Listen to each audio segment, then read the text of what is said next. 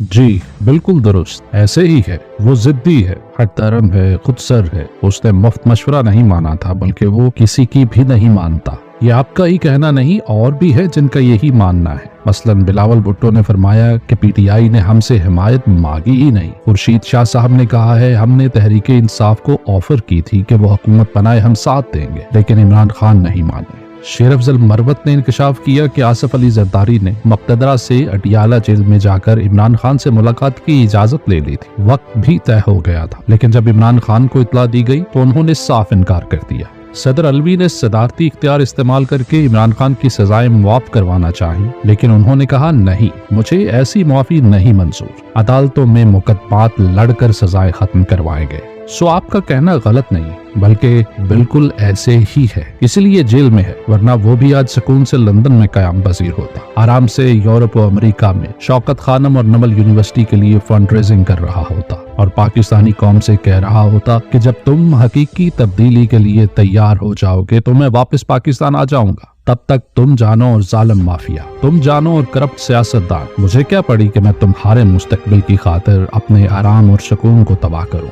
वो भी नवाज शरीफ और दीगर बैरून मुल्क लीडरों की तरह कभी कभार पाकिस्तान में सरगर्म अमल जनूनी वर्कर से वीडियो कॉन्फ्रेंस से खिताब करके उनको बताता कि पाकिस्तान का निजाम कितना करप्ट, उस पर अशराफिया की कितनी गिरफ्त, उसमें अंधी ताकत का राज। इसलिए वो घर घर जाकर लोगों का शऊर बेदार कर, जब कौम करोड़ों की तादाद में बाहर निकलकर उसे आवाज देगी तो वो अगली फ्लाइट में मुल्क में हकीकी तब्दीली की क़यादत करने पाकिस्तान पहुंच जाएगा। तब तक उसका पाकिस्तान में आने का कोई फायदा नहीं। वो बाहर बैठकर कराची शौकत खानम की तकमील के बाद कोयटा, मुजफ्फराबाद और गिलगित में भी शौकत खानम के कयाम की मंसूबाबंदी कर रहा है। अगर वो पाकिस्तान आकर जेल में डाल दिया जाता है तो नए अस्पताल बनाना तो दूर की बात, लाहौर और पेशावर के कैंसर हॉस्पिटल्स को चलाना मुश्किल हो जाएगा। वो वर्कर्स को बताता कि अगर वो पाकिस्तान आ जाता है तो ये सब फलाही और रफाही काम ठप होकर रह जाएंगे। इसलिए सरेदस्त इंसानियत की खिदमत के मिशन को जारी रखने के लिए उसका पाकिस्तान आना हिकमत के खिलाफ। वो लंदन में इंसाफ वेलफेयर फाउंडेशन कायम करता, उसके जरिए वो नमल यूनिवर्सिटी के लिए फंड रेजिंग करता। अल कादर यूनिवर्सिटी तो कायम ही शेख अब्दुल कादिर जिलानी के नाम पर फरोग तसव्वुफ के लिए की गई थी, जिस पर उसके खिलाफ केस बना दिए गए थे और पाकिस्तान में इस यूनिवर्सिटी की मदद करने वालों को सरकारी इंतकाम का निशाना बना दिया गया था। इसको जारी रखने के लिए अपनी वेलफेयर तंजीम के प्लेटफॉर्म से ज़कात व तियात जमा करता। इस यूनिवर्सिटी के मजीद ब्रांचेस पूरे मुल्क में कायम करने की मंसूबा बंदी करता।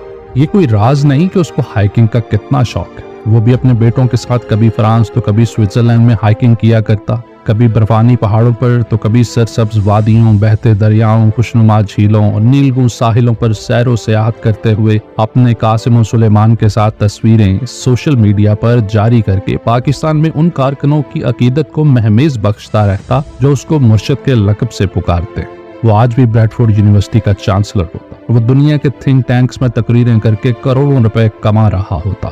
वो आजकल अपने कासिम की शादी का एहतमाम कर रहा होता और यूरोप के दिल पेरिस में उसके वलीमा में 4-5 हजार पाकिस्तानी शरीक होते और शादी हो जाती। और नून लीग की क़यादत और पाकिस्तान की इस्टेब्लिशमेंट उसमें हजार लोगों की शिरकत देखकर हसद की आग में जल जाती।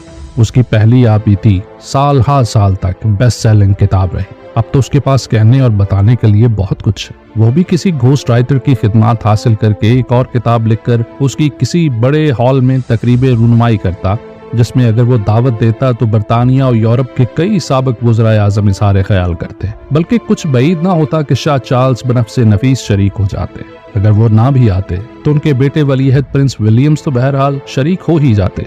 वो भी सर्दियों में अरब ममालिक के दौरे रख लेता, जबकि गर्मियों के दिन बरतानिया, अमेरिका, कनाडा और यूरोप में गुजारकर सैर फिलर्स का हुक्म बजा ला रहा होता। ऑस्ट्रेलिया वाले तो उसके पुराने फैंस हैं, मलेशिया और तुर्की वाले तो उसके नाम के गुन गाते हैं। वेस्ट एशिया के मुसलमानों में इसकी शोहरत कोई राज नहीं। सो जब यूरोप और अमेरिका से दिल भर जाता तो उन ममालिक का रुख कर लिया करता। लेकिन वो पागल है, वो जिद्दी है, वो हठधर्म है, वो खुद सर है, वो किसी की नहीं मानता। वो कहता है कि मैंने अपने मुल्क में ही जीना और मरना है। वो कहता है मैं मर जाऊंगा मगर असूलों पर समझौता नहीं करूंगा। जेल में रूखे सूखे दिन गुजार लूंगा लेकिन पाकिस्तान के अवाम के जमहूरी हकूक की जद्दोजहद से दस्तबरदार नहीं हूँ। डील नहीं करूंगा, एनआरओ नहीं दूंगा। समझौता करके हुकूमत नहीं लूंगा, सदारती इख्तियार से मुआफी नहीं लूंगा। भला ये कोई अक्लमंदी की बात है?